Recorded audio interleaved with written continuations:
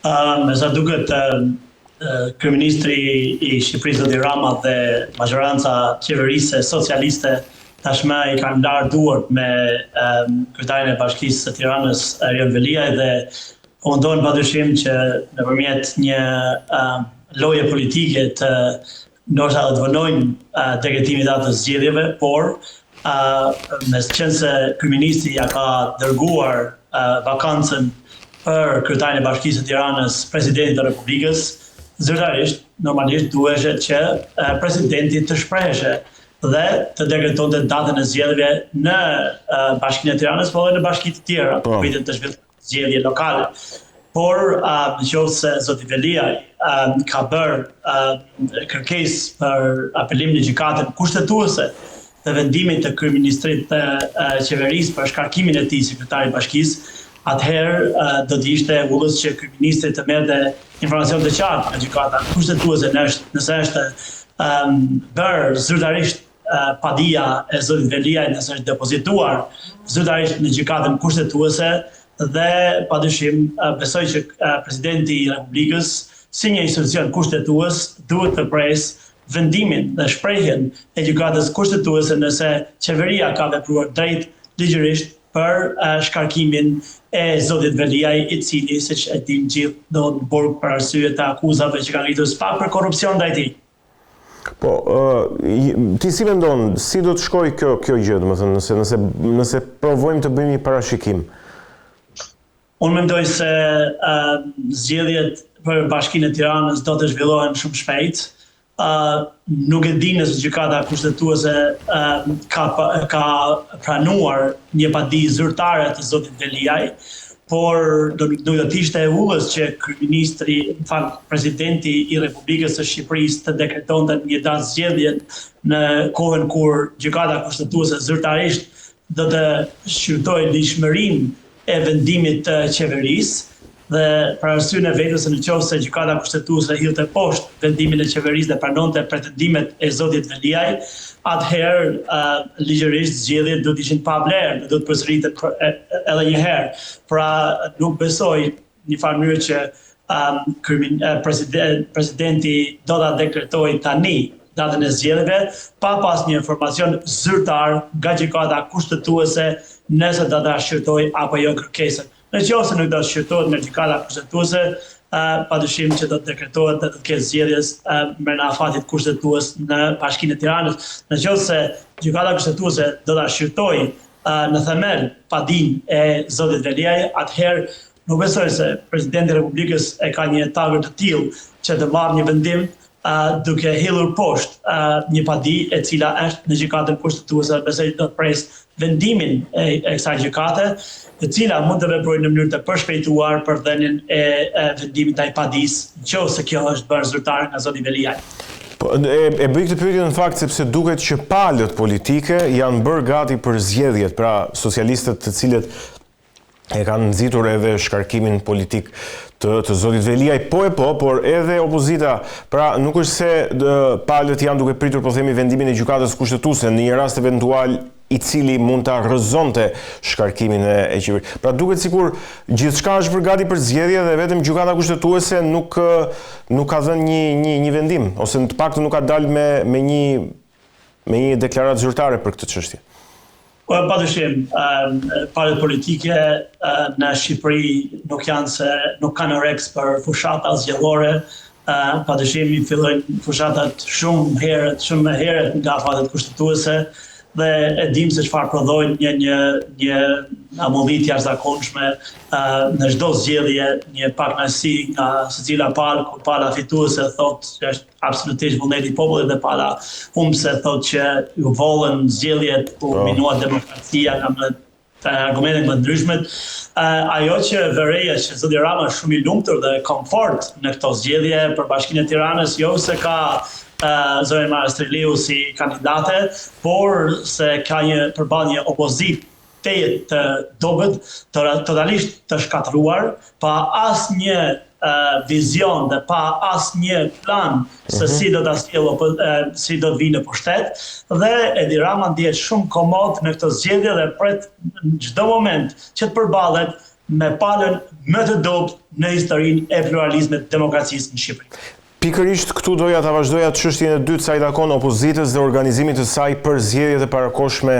vendore në Bashkinë e Tiranës, po jo vetëm në Bashkinë e Tiranës, edhe në disa bashki të tjera që kanë vakancë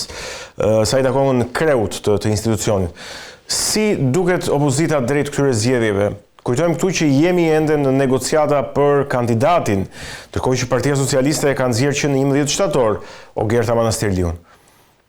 Unë do të bëj një predikim, do të një parashikim se si do të bëhet zgjedhjet si do përzgjedh kandidatura dhe kush do të jetë kandidatura patjetër. Bashkinë e Tiranës nga ana e opozitës dhe Partisë Demokratike. Unë do mendoja që në qoftë se tani është momenti i volitshëm dhe më i përshtatshëm që qytetarët shqiptar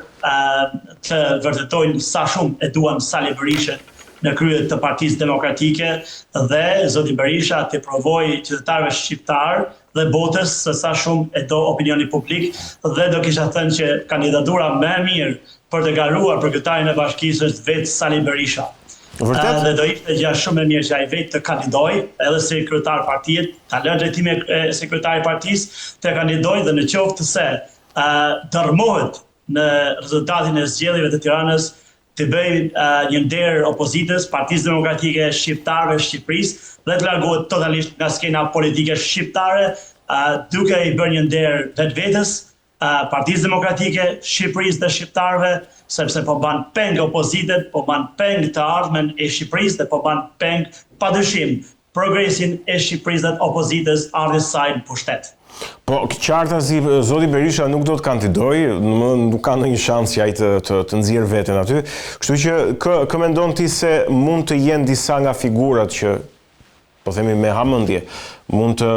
të garojnë për këtë post nga ana e PD-s? E kam ndjekur me shumë kujdes deklaratat e përfaqësuesve të foltorës të Partisë Demokratike dhe padyshim asnjëri prej tyre nuk merr guximin që të përballet me elektoratin e Tiranës, sidomos duke parë se do të kenë një humbje katastrofike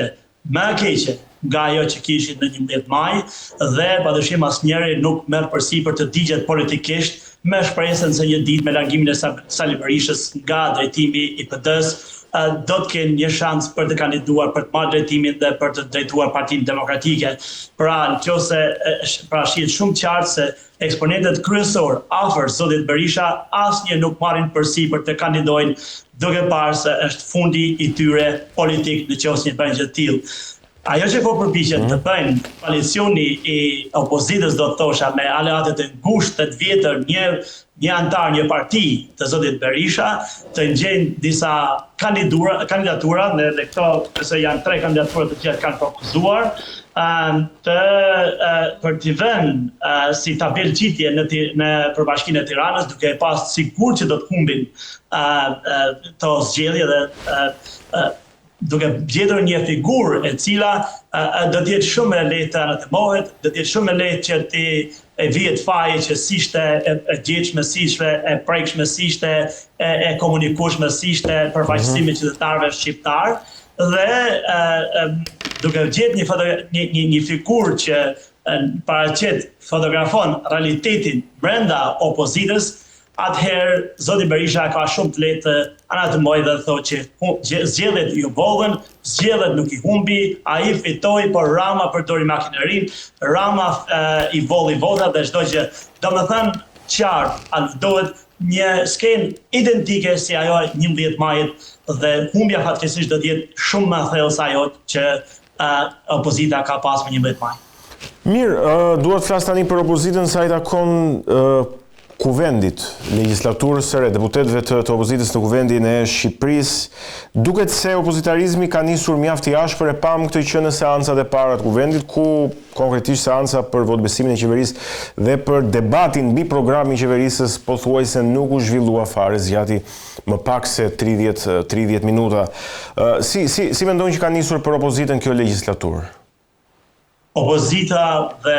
çdo deputet i parlamentit shqiptar dhe kudo qoftë Parlamenti është tempulli i demokracisë, tempulli i përfaqësimit dhe figura e çdo deputeti do të jetë figura më e lartë që përfaqëson modelin më të mirë të një qytetari, një intelektuali, një përfaqësuesi të qytetarëve shqiptar në një vend normal demokratik që është zgjedhur me votën e qytetarëve dhe përfaqëson çdo hall të tyre. Opozita e sotme, aktuale, e zgjedhur në kushte kur kemi një shkatërrim total të Partisë Demokratike dhe të opozitës në përgjithësi, është një opozitë që do të veprojë, do thosha, në mënyrë kaçakçe, në mënyrë, më thënë, absolutisht të pa etike, të pa vlerë, në sjellje absolutisht që lënë shije të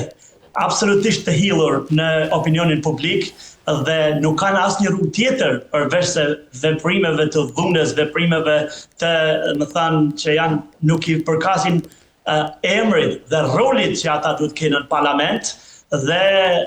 kjo nuk kishte si të ndodhte ndryshe për arsye sepse numri i deputetëve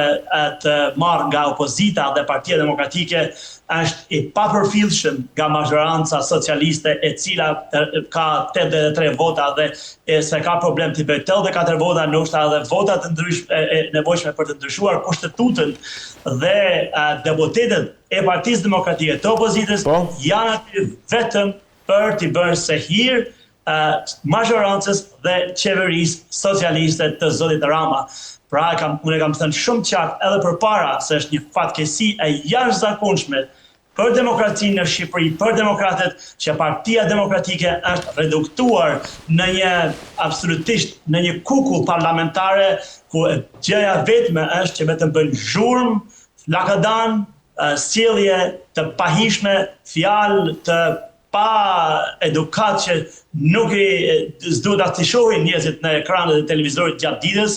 dhe absolutisht mendoj që është fatkeqësi e madhe për opozitën në përgjithësi, për popullin opozitar, po padyshim për gjithë Shqipërinë, sepse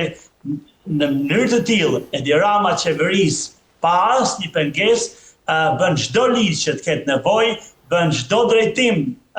edhe çdo politikë që atij i ngrihet në mëngjes dhe i vjen ndërmend, dhe Sali Berisha, opozita në përgjithësi dhe Partia Demokratike Parlamentare nuk ka asnjë shans ta pengojë. U pa shumë e qartë në miratimin e buxhetit, një elementi kryesor për qeverinë, i cili duhet ishte diskutuar me ditë, por u miratuan punë sekondash. Domethënë është absolutisht një tragikomedi që do të shfaqet rëndëmti 4 vitet e ardhshme në Shqipëri, nëse opozita nuk i thirr mendjes dhe nuk vetë organizohet dhe nuk i kërkon falje shqiptarëve për, sidomos demokratëve, për situatën në cilët ndodhet populli opozitar. Megjithatë, le të kalojmë pak edhe tek qeveria sa i takon programit politik të qeverisë për 4 vitet ku jemi futur integrimin në Bashkimin Evropian, që në fakt është për vitin 2030, është për mandatin tjetër, jo për këtë, por është diskutuar edhe, po themi, në takimet të ndryshme që kryeministri Edi Rama ka patur në samitet e Bashkimit Evropian, që mund të ketë një antarësi më të shpejtë se viti 2030 në fakt. Nga ana tjetër, rritje rrogash, pensionesh, ujë 24 orë, si do ta analizojë, po themi, programin e qeverisë, pikat më të rëndësishme të tij po flas për këtë 4 vjeçar? Zoti Rama është në mandatin e 4. Çdo qeveri, kudo që kishte qenë në një vend demokratik, të kishte marrë minimumin e mundshëm të deputetëve në një parlament demokratik. Është fal me vështësisë dhe situatës së dhimbshme të opozitës që Edi Rama sot mbretëron në pushtet, në parlament, në qeveri, dhe ka çdo pushtet të vetin dhe bën çfarë dojë në Shqipëri. I vetmi opozit ndaj zotit Rama sot është Bashkimi Evropian, Britania dhe Shtetet e Bashkuara të Amerikës. Opozita zyrtare fatkeqësisht nuk ekziston. Në këto kushte, zoti Rama bën premtime si t'i dojë bën premtime çfarë të doj dhe kur të doj dhe nuk ju jep llogari shqiptarëve fare nëse një premtim bëhet apo s'mbahet, nëse një ministër është i akuzuar e i përlyer kokë këmbë me krimin, nëse gjithë ata që hanin dardha dhe molla mas shpinët e tij sot akoma nuk janë prapahera dhe nuk janë as të akuzuar dhe unë kam vlerësuar gjithmonë punën e SPAK, por fatkesisht në fund të mandatit zoti Dimani lë shumë për të dëshiruar sepse ishte një shpresë e madhe për qytetarët shqiptar, por me sa duket nuk u materializua aq shumë dhe zoti Rama sot ka çdo pushtet. Vetmja mënyrë që do t'i hiqet ky pushtet është në qoftë se do të kemi, më vjen shumë keq që unë e theksin të opozita, por duhet është domosdoshme, është imediate që të kemi një opozitë të fortë, një opozitë që të përballet me korrupsionin, me krimin, me lidhjen e qeverisë dhe pushtetit me krimin dhe kriminalët dhe t'i tregoj zotit Rama, kryeministit të Shqipërisë me fakte se si e ka shkatruar Shqipërinë, si i ka larguar shqiptarët dhe si Shqipëria po mbetet një vend i pabanueshëm. Rritja e rrogave dhe pensioneve, rritja e rrogave me çfarë do të justifikohet? Ku do të merren, ku do të jenë qytetarët që punojnë për të paguar për rritjen e rrogave, për rritjen e pensioneve, kur pjesa më e madhe, popullata më e madhe në Shqipëri janë pleqt dhe janë ata mbi 65 vjeç që janë në moshën e pensionit. Në çfarë mënyre zoti Rama do t'i realizojë këto premtime për rritje galopante të rrogave, pensioneve, shpenzime publike, çdo gjë kur fuqia punëtore është ulur në maksimum. Domethënë janë këto që qeveria janë absolutisht slogane të cilat padyshim që nuk do të mbahen dhe premtime të cilat zoti Rama i bën se nuk ka askënd që ta vejë pa përgjegjësisë. Është detyrë imediate e opozitës të organizohet me një drejtim e leadership të ri që t'i tregojë zotit Rama se çfarë qeverisjet ka, sa shumë e duan shqiptarët dhe të kemi në qoftë se opozita organizohet të bëjë thirrje për zgjedhjet parakohshme dhe qytetarët shqiptar në një opozitë të re, të organizuar dhe që krijon besim të qytetarët shqiptar të çojë vendin në zgjedhjet parakohshme dhe të shohim se ku do të përfundojë mandati i qeverisës i zotit Rama.